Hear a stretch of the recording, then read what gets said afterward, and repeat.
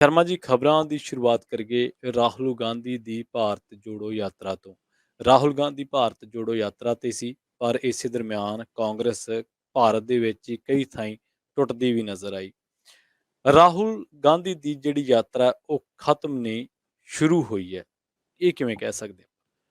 ਬਿਲਕੁਲ ਜੀ, ਤੁਸੀਂ ਦੁਰਸਤ ਫਰਮਾਇਆ ਕਿ ਰਾਹੁਲ ਗਾਂਧੀ ਭਾਰਤ ਜੋੜਨ ਲਈ ਤੁਰੇ ਸੀ, ਪਰ ਉਸ ਦੌਰਾਨ ਹੀ ਕਾਂਗਰਸ ਦੇ ਕਈ ਲੀਡਰ ਬੀਜੇਪੀ ਜਾਂਦੇ ਵੀ ਆਪਾਂ ਦੇਖੇ। ਜੇਕਰ ਆਪਾਂ ਪੰਜਾਬ ਦੇ ਹਵਾਲੇ ਨਾਲ ਗੱਲ ਕਰੀਏ ਤਾਂ ਮਨਪ੍ਰੀਤ ਬਾਦਲ ਜੀ। ਜਿਹੜੇ ਅਕਾਲੀਆਂ ਚੋਂ ਕਾਂਗਰਸ ਚ ਆਏ ਸੀ ਤੇ ਇੱਧਰ ਵੀ ਮੰਤਰੀ ਉਹਦਾ ਮਾਣ ਮੋੜ ਕੇ ਹੁਣ ਬੀਜੇਪੀ ਚਲੇ ਗਏ ਨੇ। ਹੂੰ। ਪਰ ਜਿੱਥੋਂ ਤੱਕ ਸਵਾਲ ਹੈ ਕਿ ਇਸ ਯਾਤਰਾ ਦਾ ਆਪਾਂ ਪਹਿਲਾਂ ਵੀ 2-3 ਵਾਰ ਇਹਦੇ ਪਰ ਚਰਚਾ ਕੀਤੀ ਹੈ। ਜਦੋਂ ਪੰਜਾਬ ਸੀ ਯਾਤਰਾ, ਉਸ ਦੌਰਾਨ ਆਪਾਂ ਗੱਲ ਕਰਦੇ ਰਹੇ ਕਿ ਰਾਹੁਲ ਗਾਂਧੀ ਨੂੰ ਨਿੱਜ ਫਾਇਦਾ ਹੋ ਸਕਦਾ ਹੈ, ਪਾਰਟੀ ਨੂੰ ਉਨਾ ਫਾਇਦਾ ਹੁੰਦਾ ਨਜ਼ਰ ਨਹੀਂ ਆਉਂਦਾ। ਪਰ ਇਹ ਸਭ ਦੇ ਦਰਮਿਆਨ ਦੇਖਣ ਤੇ ਸਮਝਣ ਵਾਲੀ ਗੱਲ ਇਹ ਹੈ ਕਿ ਲੋਕਾਂ ਦੇ ਮਨਾਂ 'ਚ ਇੱਕ ਗੱਲ ਕਰ ਰਹੀ ਹੈ ਕਿ ਬੀਜੇਪੀ ਜਿਹੜੀ ਹਾਰਡ ਲਾਈਨ ਤੇ ਚੱਲ ਰਹੀ ਹੈ, ਜੀ। ਜਿਹੜੀ ਰੈੱਡ ਲਾਈਨ ਤੇ ਚੱਲ ਰਹੀ ਆ, ਉਸ ਹਾਂਜੀ। ਦੇ ਬਦਲ ਵਜੋਂ ਰਾਹੁਲ ਗਾਂਧੀ ਨੂੰ ਕੀ ਦੇਖਿਆ ਜਾਣਾ ਚਾਹੀਦਾ। ਹੂੰ। ਇਹ ਮਨਾਂ 'ਚ ਜੇਕਰ ਚਰਚਾ ਆ ਰਹੀ ਹੈ ਤਾਂ ਇਹਦਾ ਮਤਲਬ ਰਾਹੁਲ ਗਾਂਧੀ ਕੋਈ ਲੀਕ ਖਿੱਚਣ 'ਚ ਕਾਮਯਾਬ ਤਾਂ ਹੋਏ ਨੇ। ਹੂੰ। ਹੁਣ ਉਹ ਲੀਕ 24 ਤੱਕ ਜਾਂਦੇ ਆ, ਕਿੰਨੀ ਗੂੜੀ ਹੁੰਦੀ ਆ, ਕਿੰਨੀ ਫਿੱਕੀ ਰਹਿੰਦੀ ਆ, ਉਹ ਨਾਲ ਕਿੰਨਿਆਂ ਨੂੰ ਲੈ ਲੈਂਦੇ ਨੇ ਬਰਾਬਰ। ਜਿਹੜੀਆਂ ਛੋਟੀਆਂ ਲਾਈਨਾਂ ਹਰੇਕ ਸੂਬੇ 'ਚ ਨਜ਼ਰ ਆਈਆਂ, ਉਹ ਲਾਈਨਾਂ ਨੂੰ ਵਿੱਚ ਰਲਾ ਪਾਉਂਦੇ ਨੇ ਕਿ ਨਹੀਂ। ਹੂੰ। ਕਿਉਂਕਿ ਜਦੋਂ ਕੱਲ ਆਖਰੀ ਰੈਲੀ ਕੀਤੀ ਗਈ ਜੀ। ਤਦ ਲੈ ਦੇ ਕੇ ਗਣਾਏ ਤਾਂ 20-25 ਚਿਹਰੇ ਗਏ ਕਿ ਆਹ ਦਲਾਂ ਦੇ ਹੈਗੇ ਨੇ, ਹੂੰ। ਪਰ ਉਹਨਾਂ 'ਚ ਉਂਗਲਾਂ ਤੇ ਗਿਣਨ ਵਾਲੇ 2 ਜਾਂ 3 ਆਈ ਸੀ ਪ੍ਰਵੀਨ ਜੀ। ਠੀਕ ਹੈ। ਸੋ ਵੱਡੇ ਚਿਹਰੇ ਵਿਰੋਧੀ ਦਲਾਂ ਦੇ, ਵੱਖ-ਵੱਖ ਦਲਾਂ ਦੇ, ਖੇਤਰੀ ਦਲਾਂ ਦੇ ਉਹ ਨਜ਼ਰ ਨਹੀਂ ਆਏ। ਹੂੰ। ਖਾਸ ਕਰਕੇ ਮਮਤਾ ਬੈਨਰਜੀ ਜੀ। ਖਾਸ ਕਰਕੇ ਮਤਲਬ ਕਿ ਨਤੀਸ਼ ਹੋਰੀ, ਖਾਸ ਹੂੰ। ਕਰਕੇ ਅਖਿਲੇਸ਼ ਯਾਦਵ ਹੋਰੀ। ਸੋ ਇਹ ਤਰ੍ਹਾਂ ਬੇਸ਼ੱਕ ਨਤੀਸ਼ ਨੇ ਕਿਹਾ ਕਿ ਮੈਂ ਬਾਅਦ ਚ ਮਿਲੂੰਗਾ, ਜੀ। ਕੇਜਰੀਵਾਲ ਵਰਗਾ ਧੜਾ। ਸੋ ਇਹ ਕਿੰਨੇ ਹੀ ਨੇ ਜਿਹੜੇ ਚਿਹਰੇ ਉੱਥੇ ਨਹੀਂ ਨਜ਼ਰ ਆਏ। ਪਰ ਇਸ ਦੇ ਬਾਵਜੂਦ ਜਿਹੜੀ ਇਹ ਨਜ਼ਰ ਆਏ ਉਹ ਇਹ ਨੇ ਕਿ ਉਹਦੇ ਨਾਲ ਕਿਤੇ ਨਾ ਕਿਤੇ ਸੁਨੇਹਾ ਜਾ ਰਿਹਾ ਬੀਜੇਪੀ ਨੂੰ। ਫਿਕਰਮੰਦੀ ਜ਼ਰੂਰ ਹੈ ਕਿ ਕੁਝ ਧਿਰਾਂ ਉਹ ਵੀ ਨੇ ਜਿਹੜੀਆਂ ਸਾਡੇ 'ਚ ਰਹੀਆਂ ਨੇ, ਜਿਹੜੀਆਂ ਸਾਡੇ ਨਾਲ ਇੰਡੀਆ 'ਚ ਰਹੀਆਂ ਨੇ, ਉਹ ਵੀ ਅੱਜ ਉੱਧਰ ਖਲੋਣ ਲਈ ਤਿਆਰ ਨੇ। ਸੋ ਇਸ ਲਈ ਉਹ ਫਿਕਰਮੰਦੀ ਹੈ। ਪਰ ਇਹ ਸਾਰੀ ਯਾਤਰਾ ਦੇ ਵਿੱਚ ਪ੍ਰਵੀਨ ਜੀ, ਰਾਹੁਲ ਗਾਂਧੀ ਨੇ ਲੰਮਾ ਸਫ਼ਰ ਤੈਅ ਕੀਤਾ, ਕਰੀਬ 3500 ਕਿਲੋਮੀਟਰ ਦਾ ਸਫ਼ਰ ਤੈਅ ਕੀਤਾ। 146 ਦਿਨਾਂ ਦੀ ਯਾਤਰਾ ਸੀ, ਲਗਭਗ 15 ਸੂਬਿਆਂ 'ਚੋਂ ਯਾਤਰਾ ਲੰਘ ਕੇ ਗਈ ਆ। ਸੋ ਉਸ ਹਵਾਲੇ ਨਾਲ ਜੇਕਰ ਇਸ ਨੂੰ ਦੇਖਣਾ ਹੋਵੇ ਤਾਂ ਇਹਦਾ ਮਤਲਬ ਰਾਹੁਲ ਗਾਂਧੀ ਨੇ ਆਪਣੀ ਦਿੱਖ ਨੂੰ ਮਤਲਬ ਮਜ਼ਬੂਤ ਕੀਤਾ ਹੈ ਜਾਂ ਆਪਣੇ ਆਪ ਨੂੰ ਗੰਭੀਰ ਲੀਡਰ ਵਜੋਂ ਪੇਸ਼ ਕੀਤਾ। ਬੇਸ਼ੱਕ ਕੱਲ ਉਹ ਮਤਲਬ ਕਿ ਉਹ ਬਰਫ਼ ਦੇ ਡਲੇ ਜਿਹੇ ਸਿੱਟਦੇ ਵੀ ਨਜ਼ਰ ਆਏ ਉੱਥੇ, ਹੈ ਨਾ। ਸੋ ਉਹ ਉਹਨਾਂ ਦਾ ਪਰਿਵਾਰਕ ਇੱਕ ਜਾਂ ਉਹ ਮਤਲਬ ਕਿ ਇੱਕੋ ਰੰਗ ਵੀ ਨਜ਼ਰ ਆਇਆ। ਪਰ ਫਿਰ ਵੀ ਕੁੱਲ ਮਿਲਾ ਕੇ ਸਾਰੀ ਯਾਤਰਾ ਦੇ ਦੌਰਾਨ ਉਹਨਾਂ ਦੀ ਇੱਕ ਗੰਭੀਰ ਇਮੇਜ, ਇੱਕ ਫਿਕਰਮੰਦੀ ਵਾਲੀ ਇਮੇਜ ਇੱਕ ਮਤਲਬ ਕਿ ਭਾਰਤ ਨੂੰ ਸਮਝਣ ਵਾਲੇ ਲੀਡਰ ਵਜੋਂ, ਸੋ ਆਉਣ ਵਾਲੀ ਭਵਿੱਖ ਦੇ ਲੀਡਰ ਵਜੋਂ ਇੱਕ ਉੱਭਰੀ ਹੈ। ਸੋ ਹੁਣ ਇਸ ਲਈ ਇਹ ਗੱਲ ਤੁਹਾਡੀ ਬਿਲਕੁਲ ਦਰੁਸਤ ਹੈ ਕਿ ਜਿਹੜੀਆਂ ਅਖਬਾਰਾਂ, ਟੀਵੀ ਚੈਨਲ, ਅਦਾਰੇ ਜਾਂ ਵੈਬਸਾਈਟਾਂ ਇਹ ਲਿਖ ਰਹੀਆਂ ਨੇ ਕਿ ਭਾਰਤ ਜੋੜੋ ਯਾਤਰਾ ਸੰਪੰਨ। ਸੋ ਮੈਨੂੰ ਲੱਗਦਾ ਕਿ ਭਾਰਤ ਜੋੜੋ ਯਾਤਰਾ ਸੰਪੰਨ ਹੋ ਗਈ, ਪਰ ਰਾਹੁਲ ਦੀ ਯਾਤਰਾ ਅਜੇ ਸੰਪੰਨ ਨਹੀਂ ਹੋਈ। ਰਾਹੁਲ ਦੀ ਯਾਤਰਾ ਤਾਂ ਅਜੇ ਸ਼ੁਰੂ ਹੋਈ ਆ। ਕਾਰਨ ਪ੍ਰਵੀਨ ਜੀ ਇਹ ਆ ਕਿ ਉਹਦੇ ਨਜ਼ਰ ਦੇ ਵਿੱਚ ਵੀ ਉਹੀ ਅਹੁਦਾ ਹੈ ਜਿਹਦਾ ਸੁਪਨਾ ਨਰਿੰਦਰ ਮੋਦੀ ਵਾਰ-ਵਾਰ ਲੈ ਰਿਹਾ। 2 ਵਾਰ ਪ੍ਰਧਾਨ ਮੰਤਰੀ ਬਣਨ ਤੋਂ ਬਾਅਦ ਵੀ ਨਰਿੰਦਰ ਮੋਦੀ ਦਾ ਸੁਪਨਾ ਇਹੀ ਹੈ ਕਿ 24 ਦੇ ਵਿੱਚ ਫਿਰ ਮੇਰੀ ਉਹ ਵਾਰੀ ਆਵੇ। ਇਹ ਉਹੀ ਸੁਪਨਾ ਜਿਹੜਾ ਕੇਜਰੀਵਾਲ ਲੈ ਰਹੇ ਨੇ ਕਿ ਬਸ ਪੰਜਾਬ ਤੇ ਦਿੱਲੀ 'ਚ ਤਾਂ ਸਰਕਾਰ ਆ ਗਈ, ਹੁਣ ਕੇਂਦਰ 'ਚ ਸਰਕਾਰ ਬਣ ਜਾਣੀ ਹੈ ਮੇਰੀ, ਮੈਂ ਪ੍ਰਧਾਨ ਮੰਤਰੀ ਬਣ ਜਾਣਾ। ਇਹ ਉਹੀ ਸੁਪਨਾ ਹੁਣ ਰਾਹੁਲ ਗਾਂਧੀ ਲੈਂਦਾ ਕਿ ਜਿੱਥੇ ਮੇਰਾ ਨਾਨਾ ਬੈਠਿਆ, ਜਿਹੜੇ ਉਹਦੇ ਤੇ ਮੇਰੀ ਦਾਦੀ ਬੈਠੀ, ਜਿਹੜੇ ਉਹਦੇ ਤੇ ਮੇਰਾ ਪਿਓ ਬੈਠਿਆ, ਜਿਹੜੇ ਉਹਦੇ ਤੇ ਮੇਰੇ ਮਾਂ ਦੇ ਕਹੇ ਤੇ ਮਨਮੋਹਨ ਸਿੰਘ ਬੈਠਿਆ, ਉਸੇ ਉਹਦੇ ਤੇ ਮੈਂ ਬੈਠ ਜਾਵਾਂ ਜੀ। ਤਾਂ ਹੀ ਉਹਨੇ ਪ੍ਰਤਾਪ ਬਾਜਵੇ ਤੱਕ ਦੀ ਗੱਲ ਨਹੀਂ ਕੱਟੀ। ਬਿਲਕੁਲ। ਇਸ ਲਈ ਸੁਪਨਾ ਉਹੀ ਹੈ ਜੀ ਕਿ ਹਾਂ ਮੈਂ ਲੈ ਦੇ ਕੇ ਪ੍ਰਧਾਨ ਮੰਤਰੀ ਬਣਨਾ। ਔਰ ਜਿਹੜੀ ਇਹ ਯਾਤਰਾ ਡਿਜ਼ਾਈਨ ਕੀਤੀ ਗਈ, ਇਸ ਡਿਜ਼ਾਈਨ ਨੂੰ ਵੀ ਸਮਝਣ ਦੀ ਲੋੜ ਹੈ ਪ੍ਰਵੀਨ ਜੀ। ਹਾਂਜੀ। ਇਸ ਯਾਤਰਾ ਨੇ ਕੰਨਿਆ ਕੁਮਾਰੀ ਤੋਂ ਲੈ ਕੇ ਕਸ਼ਮੀਰ ਤੱਕ ਦਾ ਸਫ਼ਰ ਤੈਅ ਕੀਤਾ। ਇਹ ਇੱਕ ਸਿੰਬੋਲਿਕ ਸਿੰਬਲ ਬਣਿਆ ਹੋਇਆ ਕਿ ਭਾਰਤ ਕੰਨਿਆ ਕੁਮਾਰੀ ਤੋਂ ਕਸ਼ਮੀਰ ਤੱਕ ਇੱਕ ਭਾਰਤ ਹੈ ਨਾ। ਹਾਂਜੀ, ਬਿਲਕੁਲ ਬਣਿਆ। ਉਸ ਸਿੰਬੋਲਿਕ ਨੂੰ ਯੂਜ਼ ਕਰਦਿਆਂ ਹੋਇਆ ਰਾਹੁਲ ਗਾਂਧੀ ਨੇ ਇਹ ਯਾਤਰਾ ਸ਼ੁਰੂ ਕੀਤੀ। ਔਰ ਇਹ ਸਾਰਾ ਸਫ਼ਰ ਜਿਹੜਾ 3570 ਕਿਲੋਮੀਟਰ ਦਾ ਕਰੀਬ ਸਫ਼ਰ ਹੈ। ਠੀਕ ਹੈ। ਔਰ 7 ਸਤੰਬਰ ਨੂੰ ਇਹ ਸ਼ੁਰੂ ਹੁੰਦਾ ਹੈ ਤਾਮਿਲਨਾਡੂ ਦੇ ਕੰਨਿਆ ਕੁਮਾਰੀ ਤੋਂ।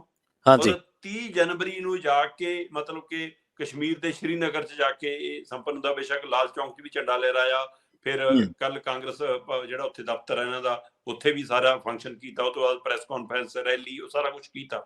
ਸੋ 7 ਸਤੰਬਰ ਤੋਂ 30 ਜਨਵਰੀ ਤੱਕ 3570 ਕਿਲੋਮੀਟਰ ਦੇ ਸਫ਼ਰ ਦੇ ਵਿੱਚ, 146 ਦਿਨਾਂ ਦੇ ਸਫ਼ਰ ਦੇ ਵਿੱਚ 15 ਸੂਬੇ ਜਿਹੜੇ ਕਵਰ ਕੀਤੇ ਪ੍ਰਵੀਨ ਜੀ। ਜੀ ਜੀ। ਉਹ 15 ਸੂਬਿਆਂ ਤੁਸੀਂ ਗੌਰ ਕਰੋ, ਤਾਮਿਲਨਾਡੂ, ਕੇਰਲਾ, ਆਂਧਰਾ ਪ੍ਰਦੇਸ਼, ਹੈ ਨਾ, ਫਿਰ ਕਰਨਾਟਕ, ਤੇਲੰਗਾਨਾ, ਮਹਾਰਾਸ਼ਟਰ, ਮੱਧ ਪ੍ਰਦੇਸ਼, ਗੁਜਰਾਤ, ਰਾਜਸਥਾਨ, ਯੂਪੀ, ਦਿੱਲੀ, ਹਰਿਆਣਾ, ਪੰਜਾਬ, ਹਿਮਾਚਲ ਤੇ ਜੰਮੂ ਕਸ਼ਮੀਰ ਜੀ। ਸੋ ਲਗਭਗ ਇਹ 15 ਸੂਬਿਆਂ ਦੀਆਂ 372 ਸੀਟਾਂ ਬਣਦੀਆਂ ਲੋਕ ਸਭਾ ਦੀਆਂ ਤੇ 543 ਸੀਟਾਂ ਪ੍ਰਵੀਨ ਜੀ। ਜੀ 543 ਚੋਂ 272 ਸੀਟਾਂ ਚਾਹੀਦੀਆਂ ਤੁਹਾਨੂੰ ਬਹੁਮਤ ਲਈ, ਤੇ ਰਾਹੁਲ ਗਾਂਧੀ 372 ਸੀਟਾਂ ਨੂੰ ਕਵਰ ਕਰਕੇ ਜਾ ਰਿਹਾ।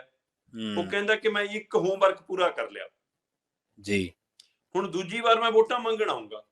ਠੀਕ ਹੈ। ਤਾਂ ਇੱਥੇ ਤੱਕ ਲੋਕਾਂ 'ਚ ਮੇਰੀ ਸ਼ਾਖ ਜਾ ਚੁੱਕੀ ਹੈ, ਲੋਕਾਂ 'ਚ ਮੇਰੀ ਪਹਿਚਾਣ ਜਾ ਚੁੱਕੀ ਹੈ। ਮੇਰੀ ਹਰ ਹਲਕੇ ਦੇ ਵਿੱਚ, ਹਰ ਧਿਰ ਦੇ ਵਿੱਚ ਕੁਝ ਰਾਜਨੀਤਿਕ ਪਾਰਟੀਆਂ ਤੋਂ ਹਟ ਕੇ ਲੋਕ ਮੇਰੇ ਨਾਲ ਆ ਗਏ ਨੇ।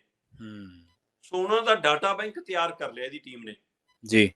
ਉਸ ਡਾਟਾ ਬੈਂਕ ਨੂੰ ਵੀ ਯੂਜ਼ ਕਰਨਾ, ਔਰ ਪਾਰਟੀ ਵਰਕਰਾਂ ਜਿਹੜਾ ਬੂਸਟ ਹੈ ਉਹਨੂੰ ਬਣਾਈ ਰੱਖਣ ਲਈ ਸਫ਼ਰ ਸ਼ੁਰੂ ਰੱਖਣਗੇ ਰਾਹੁਲ ਗਾਂਧੀ। ਹੁਣ ਇਹ ਟਿੱਕੇ ਨਹੀਂ ਬੈਠਣਗੇ। ਮਤਲਬ ਹੁਣ ਇਹ ਦੇਖਣ ਵਾਲੀ ਗੱਲ ਹੈ ਕਿ ਹੁਣ ਉਹ ਉਵੇਂ ਹੀ ਲੰਬੀ ਛੁੱਟੀ, ਕਦੇ ਨਾਨਕੇ ਜਾਣਾ, ਕਦੇ ਕਿਤੇ ਜਾਣਾ, ਉਹ ਦੌਰ ਦੁਹਰਾਉਂਦੇ ਨੇ, ਜਾਂ ਸੱਚਮੁੱਚ ਹੁਣ ਹਰ ਮੁੱਦੇ ਤੇ ਰਿਐਕਟ ਕਰਨਗੇ। ਕਈ ਮੁੱਦਿਆਂ ਤੇ ਰਾਹੁਲ ਗਾਂਧੀ ਚੁੱਪ ਰਹਿ ਜਾਂਦੇ ਸੀ, ਜਿੱਥੇ ਲੱਗਦਾ ਸੀ ਕਿ ਮੁੱਦੇ ਤੇ ਬੋਲਣਗੇ ਉੱਥੇ ਬੋਲਦੇ ਨਹੀਂ ਸੀ। ਸੋ ਇਸ ਲਈ ਇਹ ਜਿਹੜੀਆਂ 372 ਸੀਟਾਂ ਨੇ, ਉਹਦੇ ਵਿੱਚੋਂ ਰਾਹੁਲ ਗਾਂਧੀ ਮੰਨ ਕੇ ਚੱਲਦੇ ਨੇ ਕਿ 272 ਲਈ ਬਹੁਮਤ ਚਾਹੀਦਾ, 372 ਤੱਕ ਮੈਂ ਪਹੁੰਚ ਗਿਆ। ਜੇ ਚੋਂ ਅੱਧੀਆਂ ਉੱਡ ਵੀ ਜਾਂਦੀਆਂ ਤਾਂ ਵੀ ਜਿਹੜੀਆਂ ਪਿੱਛੇ ਬਚੀਆਂ 171 ਸੀਟਾਂ ਨੇ, ਜਿੱਥੇ ਤੱਕ ਮੈਂ ਨਹੀਂ ਗਿਆ ਇਸ ਯਾਤਰਾ ਦੇ ਦੌਰਾਨ, ਹਾਂਜੀ, ਉਹਨਾਂ ਚੋਂ ਵੀ ਅੱਧੀਆਂ ਕਾਂਗਰਸ ਲੈ ਜੂਗੀ, ਉਹ ਇਹ ਉਮੀਦ ਲਾਉਂਦੇ ਨੇ। ਠੀਕ ਹੈ। ਤੇ ਇਸ ਲਈ ਉਹ ਸਾਨੂੰ ਲੱਗ ਰਿਹਾ ਕਿ ਉਹ ਦਿੱਲੀ ਤੋਂ ਲੰਘ ਕੇ ਸ਼੍ਰੀਨਗਰ ਕੰਨੀ ਨੂੰ ਆਏ ਨੇ, ਪਰ ਉਹਨਾਂ ਦਾ ਹੁਣ ਵਾਪਸ ਮੂੰਹ ਦਿੱਲੀ ਕੰਨੀ ਨੂੰ ਹੋ ਗਿਆ। ਇਸ ਲਈ ਉਹ 24 ਤੱਕ ਦਿੱਲੀ ਦੇ ਤਖਤ ਤੇ ਪਹੁੰਚਣਾ ਚਾਹੁੰਦੇ ਨੇ, ਲੈ ਦੇ ਕੇ ਭਾਰਤ ਜੋੜੋ ਯਾਤਰਾ ਦੀ ਇਹੀ ਮਨਸ਼ਾ ਸੀ। ਰੋਸ ਮਨਸ਼ਾ ਨੂੰ ਉਹ ਹੁਣ ਕੀ ਅਮਲੀ ਜਾਮਾ ਪਹਿਨਾ ਪਾਉਣਗੇ? ਕਾਗਜ਼ਾਂ ਦੇ ਉੱਤੇ ਜਿਹੜਾ ਡਾਟਾ ਇਕੱਠਾ ਕੀਤਾ ਹੈ, ਕਾਗਜ਼ ਦੇ ਉੱਤੇ ਨਕਸ਼ਾ ਬਣਾਉਣਾ, ਕਾਗਜ਼ ਦਾ ਸ਼ੇਰ ਬਣਾਉਣਾ ਬਹੁਤ ਆਸਾਨ ਹੈ, ਤੇ ਜੇ ਅਸਲੀ ਸ਼ੇਰ ਸਾਹਮਣੇ ਆ ਜਾਵੇ ਫਿਰ ਬਹੁਤ ਵੱਡੀ ਚੁਣੌਤੀ ਹੁੰਦੀ ਹੈ। ਸੋ ਅਸਲੀ ਸ਼ੇਰ ਤਾਂ 24 ਚ ਸਾਹਮਣੇ ਆਉਣਾ ਜੀ। ਉਹਦਾ ਸਾਹਮਣਾ ਕਿਵੇਂ ਕਰਨਗੇ ਰਾਹੁਲ ਗਾਂਧੀ ਦੇਖਣ ਵਾਲੀ ਹੈ। ਕਾਗਜ਼ ਦੇ ਉੱਤੇ ਉਹਨਾਂ ਨੇ ਆਪਣੇ ਆਪ ਨੂੰ ਪ੍ਰਧਾਨ ਮੰਤਰੀ ਦੇ ਉਮੀਦਵਾਰ ਵਜੋਂ ਆਪਣੀ ਰਣਨੀਤੀ ਤੈਅ ਕਰ ਲਿਆ ਤੇ 2024 ਦੀ ਤਿਆਰੀ ਵੀ ਕਰ ਲਈ ਹੈ। 372 ਸੀਟਾਂ ਦਾ ਸਫ਼ਰ, 15 ਸੂਬਿਆਂ ਦਾ ਸਫ਼ਰ, 146 ਦਿਨਾਂ ਦੀ ਯਾਤਰਾ, 3570 ਕਿਲੋਮੀਟਰ ਦਾ ਸਾਰੀ ਇਹ ਯਾਤਰਾ। ਸੋ ਉਹਦੇ ਵਿੱਚ ਉਹਨਾਂ ਨੂੰ ਲੱਗਦਾ ਕਿ ਭਾਈ ਮੈਂ ਪ੍ਰਧਾਨ ਮੰਤਰੀ ਦੇ ਅਹੁਦੇ ਦਾ ਦਾਅਵੇਦਾਰ ਬਣ ਗਿਆ, ਪਰ ਹੁਣ ਇਹ ਵੋਟਰ ਤੈਅ ਕਰਨਗੇ, ਦੇਸ਼ ਤੈਅ ਕਰੇਗਾ। ਸੋ ਉਹਨਾਂ ਦੀ ਰਣਨੀਤੀ ਇਹੀ ਸੀ, ਲੈ ਦੇ ਕੇ ਉਸ ਰਣਨੀਤੀ ਤੇ ਯਾਤਰਾ ਸ਼ੁਰੂ ਹੋ ਗਈ ਅੱਜ ਤੋਂ। ਹਾਂਜੀ, ਬਿਲਕੁਲ। ਰਣਨੀਤੀ ਦੇ ਵਿੱਚ ਭਾਵੇਂ ਰਾਹੁਲ ਗਾਂਧੀ ਕਾਮਯਾਬ ਰਹੇ ਨੇ, ਦੂਜੇ ਪਾਸੇ ਰਾਹੁਲ ਗਾਂਧੀ ਦੇ ਸੀਰੀਅਸ ਜਾਂ ਉਹਦੀ ਗੰਭੀਰਤਾ ਵਾਲੀ ਇਮੇਜ ਤੇ ਵੀ ਚਰਚਾ ਹੋ ਰਹੀ ਹੈ। ਪਰ ਹੁਣ ਤੱਕ ਜਿਹੜੇ ਸਿਆਸੀ ਵਿਸ਼ਲੇਸ਼ਕ ਨੇ ਉਹ ਕਹਿੰਦੇ ਕਿ ਜੇ ਦਿੱਲੀ ਦਾ ਰਸਤਾ ਜੇ ਜਾਂਦਾ ਤਾਂ ਉਹ ਯੂਪੀ ਹੋ ਕੇ ਜਾਂਦਾ। ਜਦੋਂ ਤੋਂ ਕਾਂਗਰਸ ਯੂਪੀ ਤੋਂ ਥਿੜਕੀ ਤਾਂ ਉਸ ਤੋਂ ਬਾਅਦ ਦਿੱਲੀ ਵੀ ਦੂਰ ਹੋਈ ਹੈ। ਸੋ ਦੇਖਦੇ ਹਾਂ ਜਿਸ ਮੈਕੈਨਿਜ਼ਮ ਦੇ ਨਾਲ, ਜਿਸ ਕੈਲਕੂਲੇਸ਼ਨ ਦੇ ਨਾਲ ਕਾਂਗਰਸ ਅੱਗੇ ਚੱਲ ਰਹੀ ਹੈ, ਇੱਕ ਕੈਲਕੂਲੇਸ਼ਨ ਕਾਂਗਰਸ ਨੂੰ ਕੀ ਨਤੀਜੇ ਲੈ ਕੇ। ਪ੍ਰਵੀਨ ਜੀ, ਤੁਸੀਂ ਇਹ ਦੇਖੋ ਕਿ ਯੂਪੀ ਦਾ ਬਾਹਰੀ ਖੇਤਰ ਇਸ਼ੂ ਹੈ ਜੀ। ਯੂਪੀ ਚ ਹੋਵੇ ਦਾਖਲ ਨਹੀਂ ਹੋਏ, ਜਿਵੇਂ ਹਿਮਾਚਲ ਦੀ ਸਰਹੱਦ ਤੋਂ ਲੰਘੇ, ਚਲੋ ਹਿਮਾਚਲ ਤਾਂ ਸਰਕਾਰ ਆ ਗਈ ਹੈ, ਤੁਹਾਡੀ ਹਲੇ ਫਿਕਰ ਨਹੀਂ ਹੈ ਕੋਈ, ਹੈ ਨਾ। ਹਾਂਜੀ ਹਾਂਜੀ। ਪਰ ਯੂਪੀ ਚ ਤਾਂ ਯਾਤਰਾ ਘੱਟੋ ਘੱਟ 20 ਦਿਨ ਰਹਿਣੀ ਚਾਹੀਦੀ ਸੀ। ਤੇ ਯੂਪੀ ਨੂੰ ਛੂਹ ਕੇ ਉਹ ਵੀ ਦਿੱਲੀ ਵਾਲੇ ਏਰੀਏ ਜਿਹਨੂੰ ਬਾਹਰੋਂ ਬਾਹਰ ਜੀ ਜੀ। ਸੋ ਉਹਦੇ ਪਿੱਛੇ ਕੀ ਮਨਸ਼ਾ ਹੈ? ਆਪਾਂ ਪਹਿਲਾਂ ਵੀ ਇੱਕ ਦਿਨ ਗੱਲ ਕੀਤੀ ਸੀ ਕਿ ਕੀ ਉੱਥੇ ਦੀ ਮਤਲਬ ਜਿਹੜੀ ਨੀਤੀ ਚੱਲਦੀ ਹੈ ਜੋਗੀ ਵਾਲੀ, ਹਿੰਦੂ ਮੁਸਲਿਮ ਜਿਹੜਾ ਪਾੜਾ ਹੈ, ਉਸ ਤੋਂ ਡਰਦੇ ਨੇ ਕਿ ਜੇ ਮੁਸਲਿਮ ਸਾਰੀ ਧਿਰ ਮੇਰੇ ਨਾਲ ਆ ਗਈ, ਕਿਤੇ ਸਾਰੇ ਦੇਸ਼ 'ਚ ਹਿੰਦੂ ਵੋਟ ਬੈਂਕ ਨਾ ਚੱਲ ਜਾਵੇ। ਕੀ ਇਹ ਡਰ ਲੱਗਦਾ ਬੀਜੇਪੀ ਵਾਲੇ ਫਾਰਮੂਲੇ ਤੋਂ ਡਰ ਲੱਗਣ ਲੱਗ ਗਿਆ ਰਾਹੁਲ ਗਾਂਧੀ ਨੂੰ? ਜਾਂ ਉਹਨਾਂ ਨੂੰ ਲੱਗਦਾ ਕਿ ਨਹੀਂ, ਮੈਂ ਇੱਕ ਸਿੰਬੋਲਿਕ ਤੌਰ ਤੇ ਲੰਘ ਗਿਆ, ਹੁਣ ਮੈਂ ਦਿਖਾਤਾ ਕਿ ਯੂਪੀ ਨੂੰ ਮੈਂ ਕਵਰ ਕੀਤਾ, ਹੁਣ ਅਗਲਾ ਫੋਕਸ ਸਾਰਾ ਕੀ ਯੂਪੀ ਤੇ ਹੀ ਹੋਏਗਾ? ਕਿ ਹੁਣ ਸਾਰਾ ਕੇਂਦਰ ਯੂਪੀ ਨੂੰ ਰਹਿ ਕੇ, ਕਿਉਂਕਿ ਉੱਥੇ ਪ੍ਰਿਯੰਕਾ ਗਾਂਧੀ ਕਾਫੀ ਭੂਮਿਕਾ ਨਿਭਾਉਂਦੀ ਆ। ਜੀ ਜੀ, ਬਿਲਕੁਲ। ਸੋ ਇਸ ਲਈ ਪ੍ਰਿਯੰਕਾ ਗਾਂਧੀ ਦੀ ਅਗਵਾਈ 'ਚ ਰਾਹੁਲ ਗਾਂਧੀ ਦਾਖਲ ਹੋਣਗੇ ਯੂਪੀ 'ਚ। ਕਿ ਅਗਲੀ ਤੁਹਾਨੂੰ ਕੋਈ ਯਾਤਰਾ, ਕੋਈ ਸਮਾਗਮ, ਕੋਈ ਰੂਪਰੇਖਾ ਬੈਠਕਾਂ ਦੀ ਯੂਪੀ 'ਚ ਨਜ਼ਰ ਆਉਣ ਵਾਲੀ ਹੈ, ਦੇਖਣ ਵਾਲੀ ਗੱਲ। ਹਾਂਜੀ, ਬਿਲਕੁਲ। ਇਹ ਆਪਣਾ ਹਿਮਾਚਲ ਦੇ ਵਿੱਚ ਤਾਂ ਸਰਕਾਰ ਚਲੋ ਕਾਂਗਰਸ ਬਣਾ ਗਈ, ਸ਼ਰਮਾ ਜੀ ਵਾਪਸੀ ਹੋਈ ਹੈ ਸੱਤਾ ਦੇ ਵਿੱਚ 5 ਸਾਲਾਂ ਬਾਅਦ, ਪਰ ਨਾਲ ਦੀ ਨਾਲ ਪੰਜਾਬ ਵੀ ਖੁੱਸ ਗਿਆ। ਗੁਜਰਾਤ ਦੇ ਵਿੱਚ ਜਿਹੜੀਆਂ ਸੀਟਾਂ ਸੀਗੀਆਂ ਉਹ ਵੀ ਉਹ ਤੁਹਾਨੂੰ ਪਤਾ ਗਈਆਂ। ਕਿੱਥੇ ਹਾਂ, ਕਿੱਥੇ ਅੰਕੜਾ ਡਿੱਗਿਆ।